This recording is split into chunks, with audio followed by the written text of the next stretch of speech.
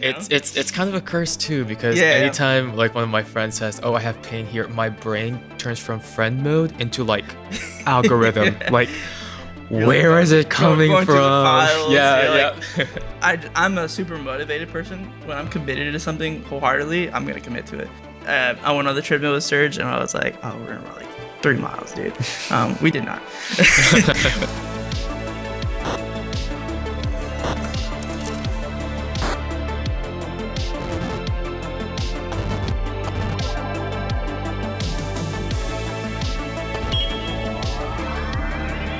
Hey guys, welcome to the Unnamed Podcast. I haven't named this yet, by the way. Yeah, I said that the first episode. I swear I'm gonna have it by the second one. No, it hasn't happened.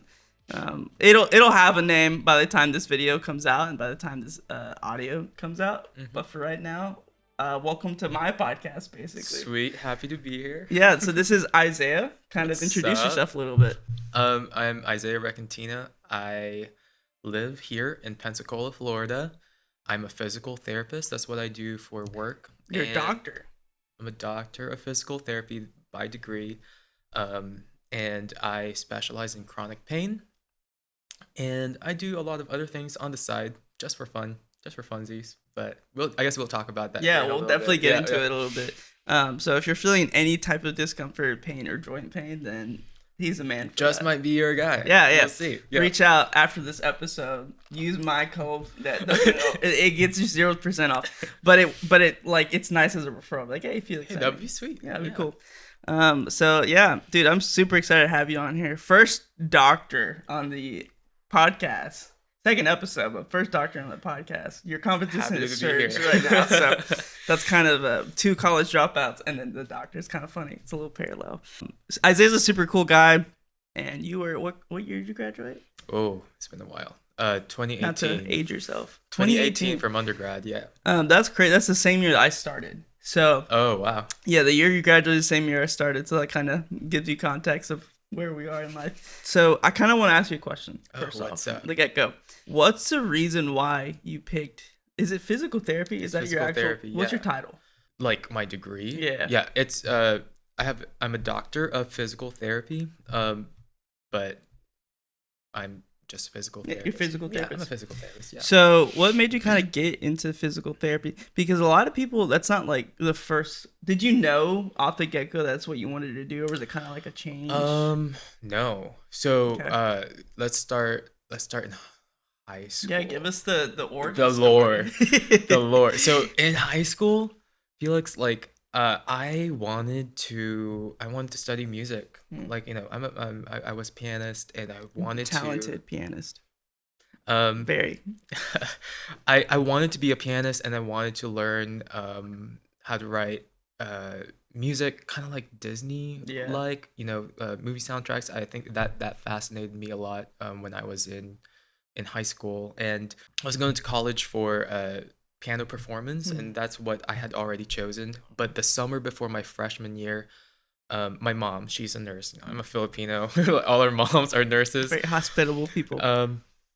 And she works at the ortho neuro floor. Yeah. And right next door to that section of the hospital was the rehab floor. And so she said that summer, like, hey, they're taking volunteers this summer. Just, do you want to check it out just for a day or two? And I was like, sure, I'm not doing anything else this summer. I mean, why not? So I ended up going there, and I fell in love with physical therapy, just what it's able to help people do in the most traumatic times of their lives. My first day there was this, from what I recall, he might have been like a police officer or something like that. Yeah. He was in mid-30s, really macho guy, but he gets rolled in a wheelchair to the rehab gym, and I think he had some sort of surgery or something like that, and he wasn't able to even just doing an arm bike. He was, and this is like a man's man, and he can barely do an arm bike, and he was like in pain, and he was like crying, like a grown man in tears. That was my first day. I think that was his first day. I was only supposed to go for like a couple of days, Mhm. but I ended up staying for the whole summer. Wow, I that's loved it. crazy. But his last day, which was like I think somewhere between 12 and 14 days in, he went from being rolled in a wheelchair and the most activity he can tolerate is an arm bike. He went from that to being able to stand up, walk around the entire floor 7 times before he Wow. got discharged that day. Wow. And I was like, yo, Yeah, that's amazing. yo, I can't change the world, but if I can change somebody's world, individually in that big of a way, then, you know, I'll be really happy. And I would argue that is how you change the world. It's Yeah, like one person one person at at a a time. time. Yeah. That's super cool to hear, though. Do you feel like the moment that you volunteered, there was like a spark of interest? Like it was just like, oh, this is it, or was it more like through the gradual summer, maybe whenever you saw him like getting up and Mm, moving, or was it like how immediate was it, or was it like a slow grow? I think it was a little bit more gradual, Mm-hmm. the choice. Yeah. But I think I had like one of those like life defining summers or Yeah. choices where it's like, man, where do I want to go? And I'm happy with the choice I made. Good. It's been really That's good awesome. so far. So I think it was a lot more gradual. Yeah. Yeah. And a lot of people don't know necessarily what their passions are or what their career choice should be. Hmm. It's something that I encounter a lot, especially with people our ages that just struggle with like, what's my next step? What should I do even after college or during college, or what degree should I go for? What's some advice that you can give to people that are kind of like struggling with that decision making process right now? For the lack of a better word to come into my mind right now, you're Yeah. kind of stuck with it. Yeah, for sure. You can change, Yeah. but it's a commitment, and you have to gotta commit to it. What I would say, I think, to other people our age, or maybe who I was whenever I was younger, Mhm. is just say yes to more opportunities. Yeah.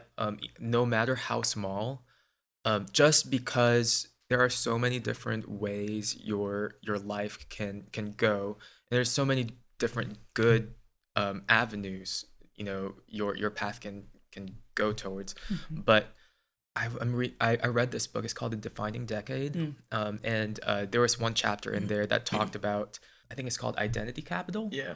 where you're just trying to rack up like stories and stories and stories and stories, and each one a little different. So as you rack them up, you have this wealth of context for what you like to do, where you really shine in, um, what doesn't jive Mhm. with your soul Yeah. as well. And that way, as you're making more serious decisions, you have more context for like what your gifts are and Sure. what your Yeah. weaknesses are. So Mm-hmm. yeah. That's a good advice too, because I tell a lot of people that look at someone who is they deem successful Mhm. is like, I promise you, they almost always said yes to every opportunity. Doesn't matter what it was. Mhm. Doesn't matter about the money. It's something that they had interest in and they said yes to it. Even if you may not have interest in it right now, if you say yes and it's something that you've never done before, it might be something that you might be interested in without knowing. Mhm. And that can spark a passion because, like you said, it was a little bit more of a somewhat like interested, but it was a gradual thing that you learned to love and that you decided to make, your full-time job. For a lot of people, it's like they think it's almost like, oh, it's just innately in me. And for some people it is, but Yeah. it's not always that, like that in that case. For me, video wasn't always like an innate thing that I was like, oh, I'm going to make a career out of this. It was something I was passionate about. Similar to how probably you would have been passionate about music, just doing it. Mhm. And over time, I realized I was like, okay, I could probably make this a career if I were to go all the way in. But it was very unheard of around the time that I started doing that to make it a career. It was Right.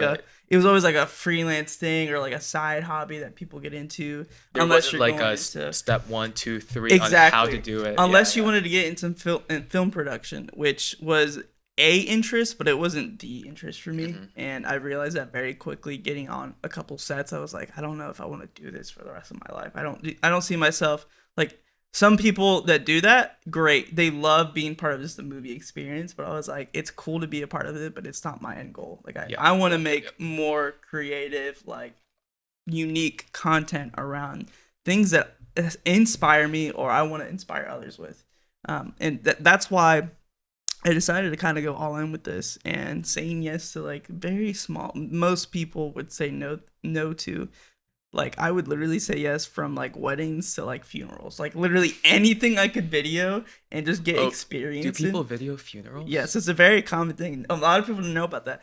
I don't think I'll ever edit a funeral ever again. Like, yeah, I always said yes to every opportunity that came up to me, and it's led to where I am now. Mm-hmm. And I was very uncomfortable. I'm sure there's moments where like you're like, oh man, this is not fun right now. And even through college, it's like that. Especially when you're going for your doctor, that's not a fun experience. It takes a lot of hard work, takes a lot of discipline and effort, responsibility. But it's like you see the end goal. You're looking long term at what you want to be at. So that's super. I completely agree with your advice there. Not that I would disagree. Like, right. wrong information. No. Yeah. Tell us a little bit about yourself. What kind of has shaped you to be the person that you are today? Would you say like the most influential things that have happened? Being an immigrant. Yeah. Little known fact that shaped you a lot. Oh yeah. And I think this is something that I definitely personally want to study more about, is like psychologically, how does moving from one country to another shape you? But for me, so I was born in the Philippines, and when I was 9, we moved to Texas. Yeah. That is a big change. Big change. When I was 9, just always feeling like an outsider, which you are. Yeah. It's created this hypersensitivity or awareness to kind of like socially, how do people react? And it's because you don't want to do something that's wrong, or else like, oh man, I messed up my chance, I'll never be part of the community. Exactly.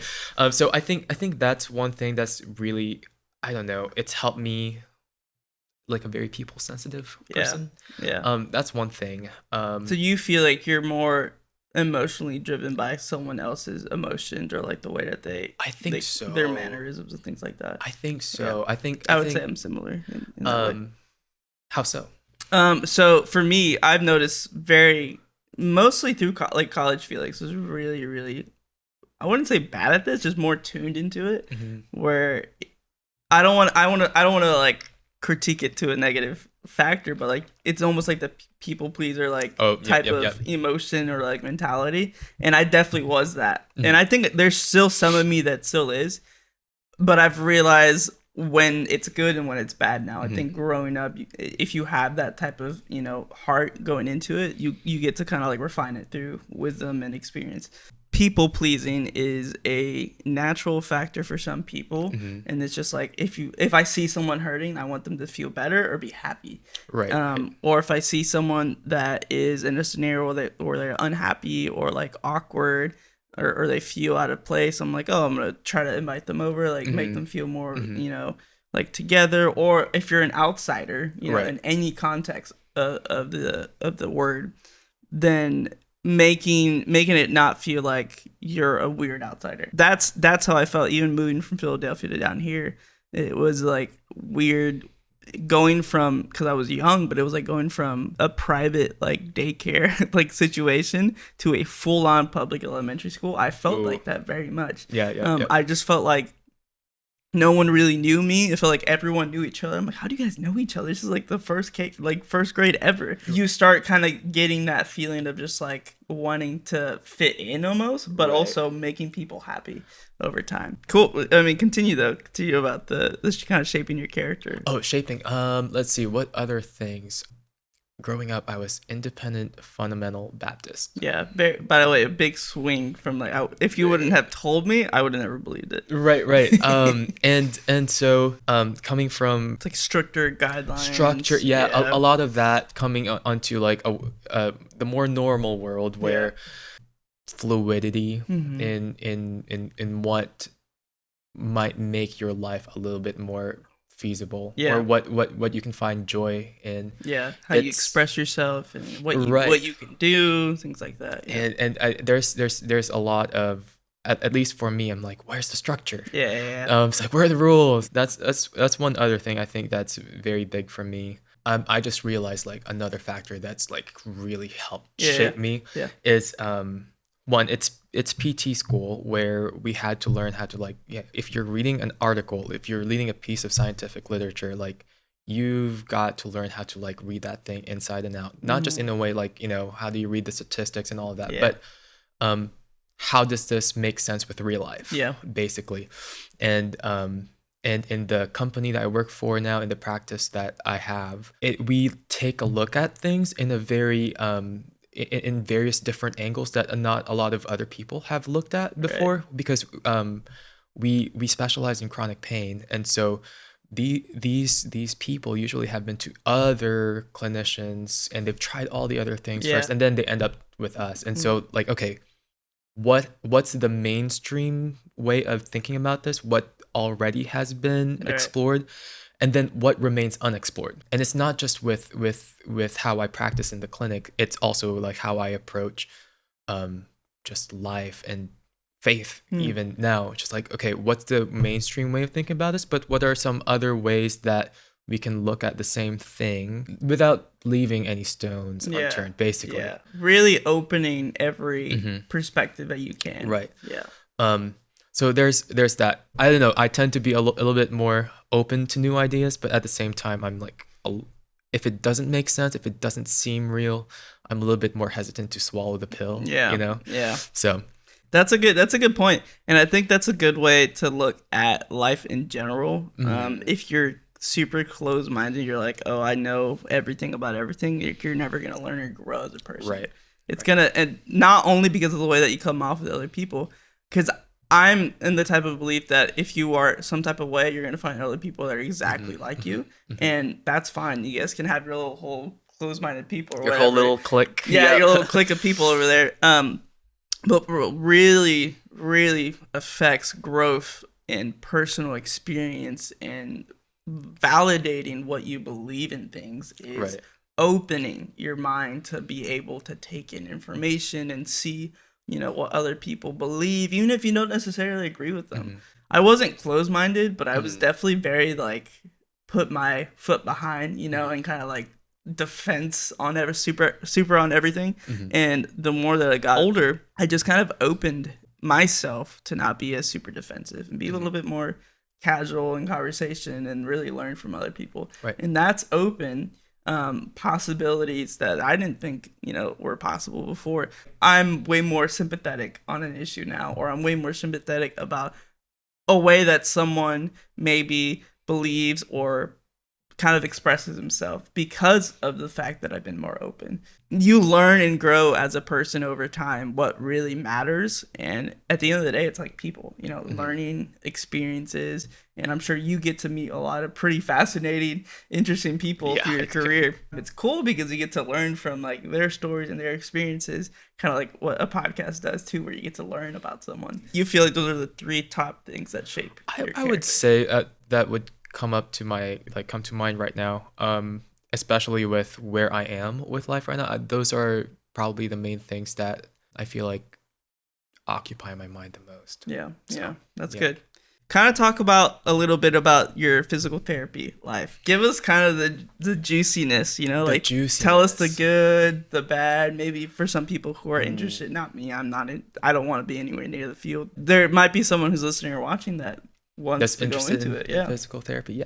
I work for a private out of network clinic. Like, insurance doesn't pay us, so say if insurance pays me, I have to do what insurance says. But if you pay me directly, I'm going to do what's best for you. Exactly. Insurance based clinics, there's some shackles that those clinicians might have to deal with. I'm very blessed to practice. It's called Renew Concierge Physical Therapy here in Pensacola, Florida. We also have a branch in Baltimore, Maryland, and also out in Destin, Florida. So we specialize in chronic pain, well, any sort of pain. If you just had it for the past couple of weeks and something hurts with movement, that's us. But something that in the past year and a half that I've been really diving into is called fascial counterstrain.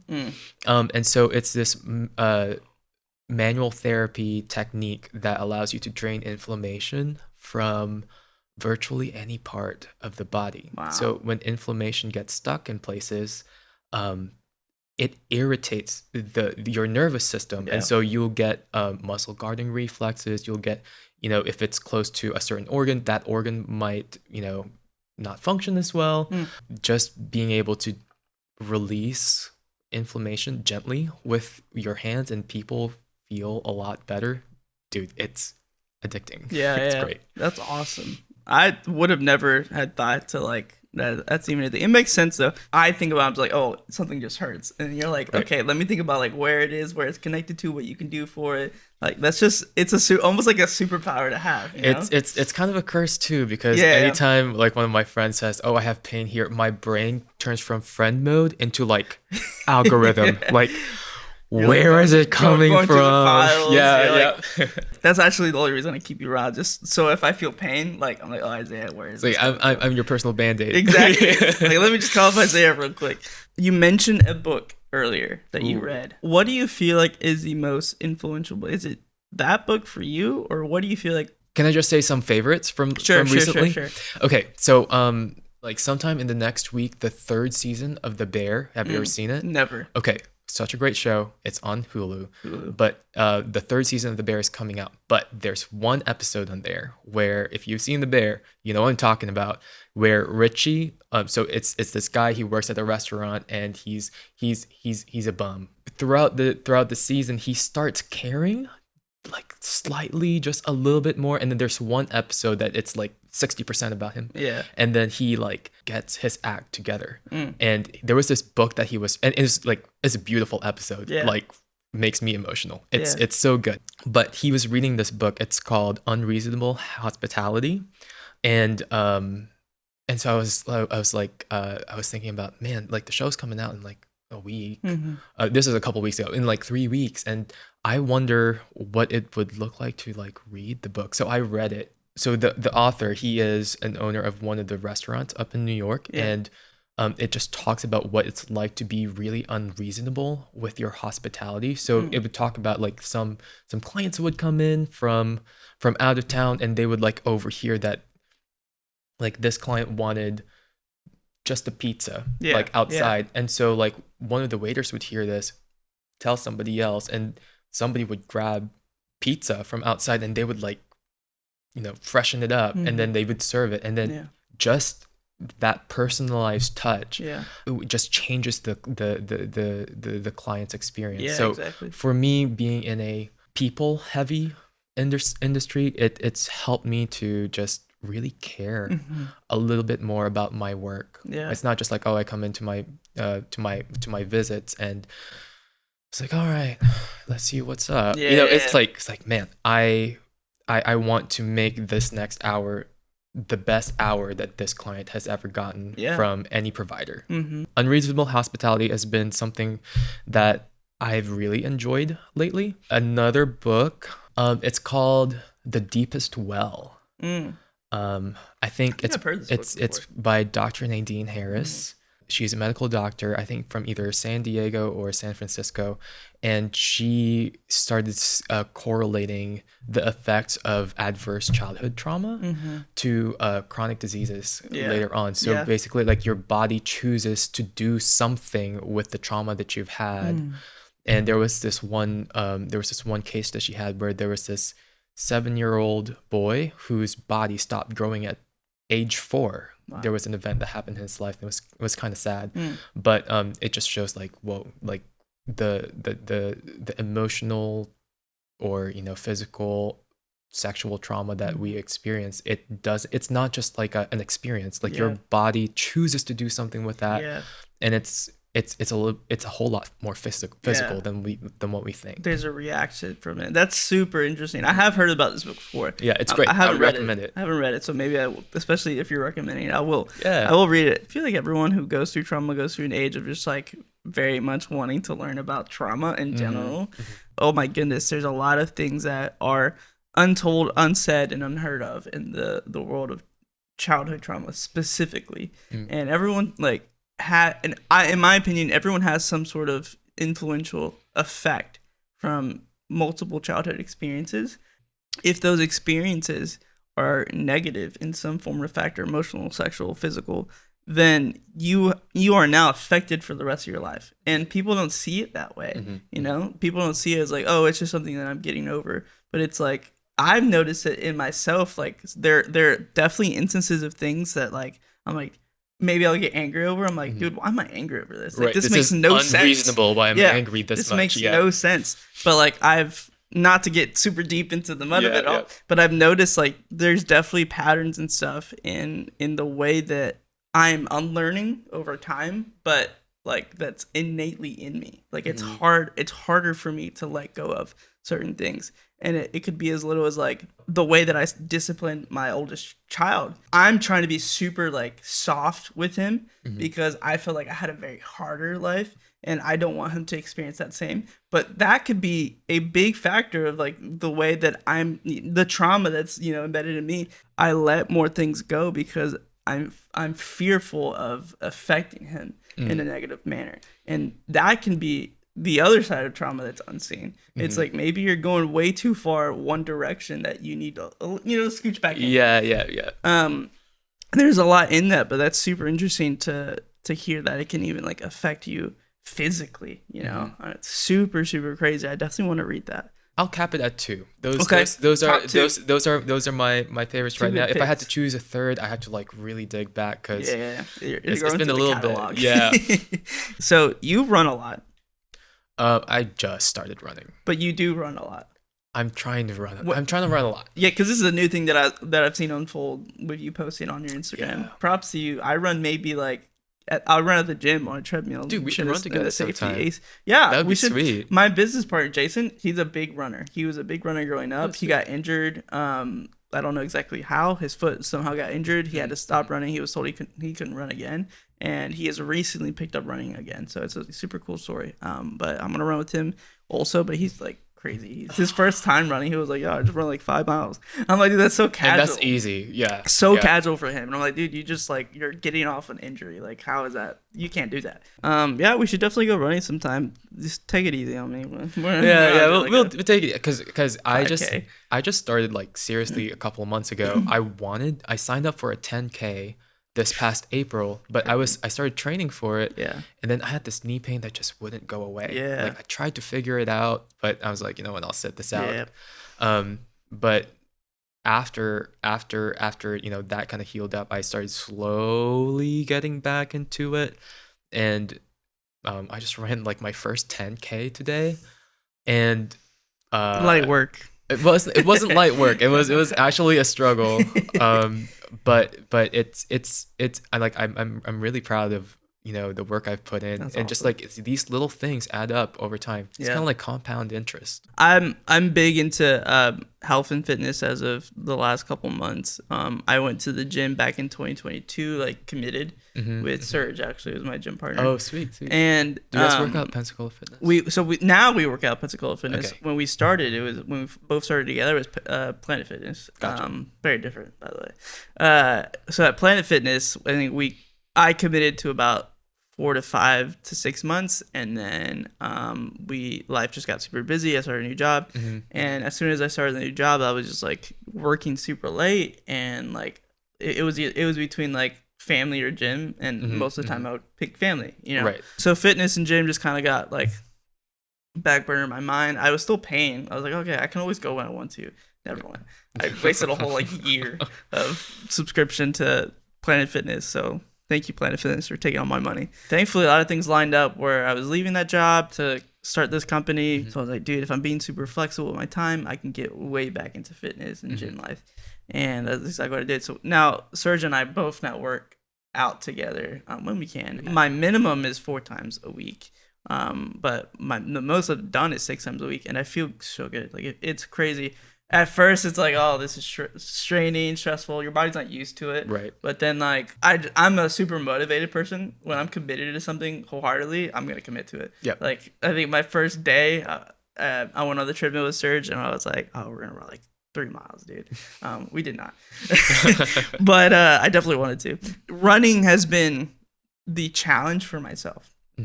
Running is the one thing that I've always hated doing, like, which a mile is crazy. It's like back then for us, it's such a big feat. You're like a little guy. Yeah, you know? Yeah. Well, I still am. But like now it's like a mile is like, oh, that's like your startup. You know, that's your warm up for the day. So about a pair of Nike Pegasus are just good trainers to have to run with, because I was running with my on clouds, and Not a good shoe to run with, by the way. Oh, okay. They're comfortable. Do you like them? I've not tried them. Okay. They look great. They're like the Apple of like running shoes. A lot of runners don't like them for running. They're really good for walking. They're expensive, but they're pretty good for like all day wear around shoes, and they look good. And then I bought the new shoes, and I was like, oh, dude, this is a game changer. Like I feel like I'm floating right now. Yeah. So it's been a fun experience. But yeah, I'll definitely we're gonna go run together. Dude, let's go run. Don't make me run a 10K because no, I might drag you behind me. Right, like, right. That might it. actually turn you off to like I'm never the gonna joy run of running. Exactly. Yeah. It's an experience, and everyone's in their own pace and their own. Running with someone is helpful because you almost have like an accountability partner. Oh yeah. It's like you're not gonna stop at a mile just because you're feeling like it. Like you're gonna keep going with your buddy. And I'm the type of person that I'm very competitive, so it's like. Even though I'm dying and I'm in pain, it's like, yeah, let's just keep running another mile. Let's just keep going. You know, this is light work. Dude, something that's really helped me recently, Strava. Dude, Strava, like, do you know what Strava is? No, I've never heard of it. So it's basically like an app? It's a social media app for runners. And what they do is if you're competitive, you can see other people's performance if you run the same run together, but also I gotta keep going. I gotta keep going. Like every time I ran like a mile, my knee would hurt like crazy, and I would be like, do you like when you're hurting, can you work on yourself, or do you normally go to someone else? I try to work on it myself. I have my colleagues work on me, but there's an aspect that like your body just has to adapt to the things that you're trying to do. Something new that you're doing. And then if you're trying to like, you can't just take, a couch potato and have them, all right, we're doing a half marathon today. And run the whole way. You can't do that. Like your body's just not prepared for it. No matter how much you David Goggins it, it's just like it's not feasible for most people. Your mental might be there, your body's not. It's just not gonna be there. Your body might want to try. It's gonna hurt. It's gonna hurt. Yeah.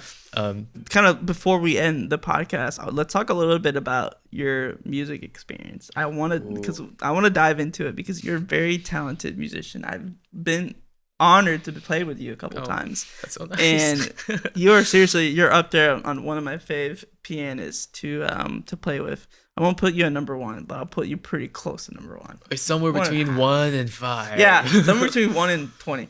You're on that list. Talk a little bit about what made you want to play and why you kept doing it, because a lot of people start and they just stop. I started playing when I was 4. My dad was like the pastor of our little church, and he was like, well, I want him to learn how to play for church. So at age 4, they got me like a little, I don't think it was even full 88 keys. It was just like a little keyboard, and I was like doing the ones where you do like one hand and you do like the other hand, and it's just like this simple little ditty. And in the IFB churches, you only have 2 instruments to pick from: the organ or the piano. Yeah. and so like no guitars or no drums. Oh, God forbid. Yeah. So I started when I was 4, and we had to take a break once my parents started planning to go to America. We just had to take a break. They were traveling to the city to get papers figured out, so we just took a break.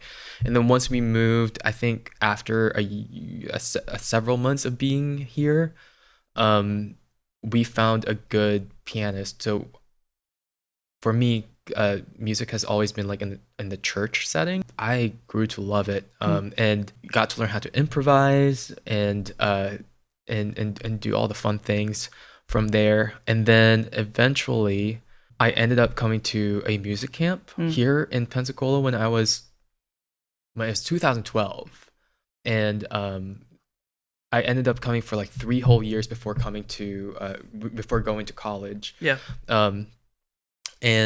And so I've always been in the music sphere, except for like whenever I was in like grad school. I kind of stepped back a little bit from music to just focus because, on studies. Oh yeah.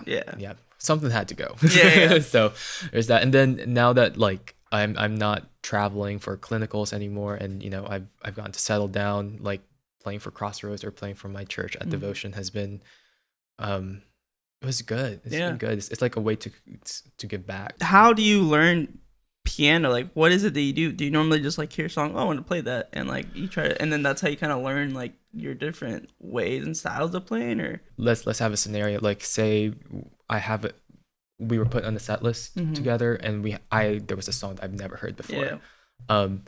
I would just listen to like what key is it in, what are the vibes, like how can I just like blend into the song without like sticking out like a sore thumb. That's funny though, because it's like piano is almost seen a little bit more like linear, and like you just do what you're told to do, almost like on a sheet music, and that's how a lot of people learn, is you just kind of do what you're supposed to do.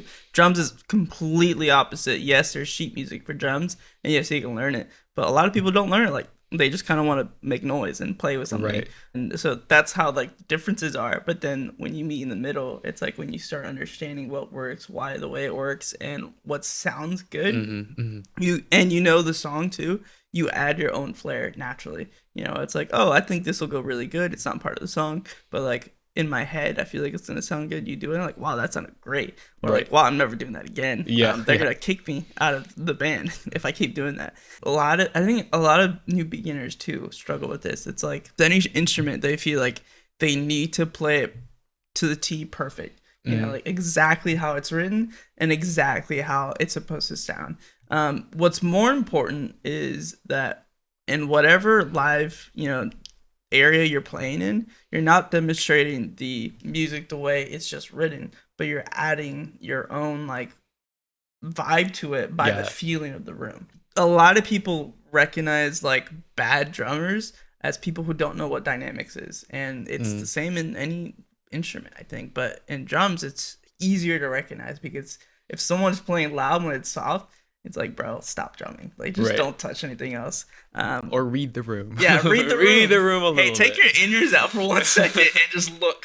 Not that you are that, because I think you're talented in both fronts. But the dynamic part is very important. Thank you thanks for having me. This was so much fun. Yeah. I told. Hopefully, you don't feel as nervous as you did. No. Do you have any closing remarks? I had coffee with someone a couple weeks ago, and he shared this quote with me, and it's stuck with me ever since. His name's Rob Benson. He's here in Pensacola. He does lending. But I met up with him like 3 or so weeks ago. It's like, Isaiah, God is always doing his part to like bring good into your world. Or maybe this is not verbatim, but this is how how I took it. It's like God's always doing his part to bring good into your world and to bless you and the people around you.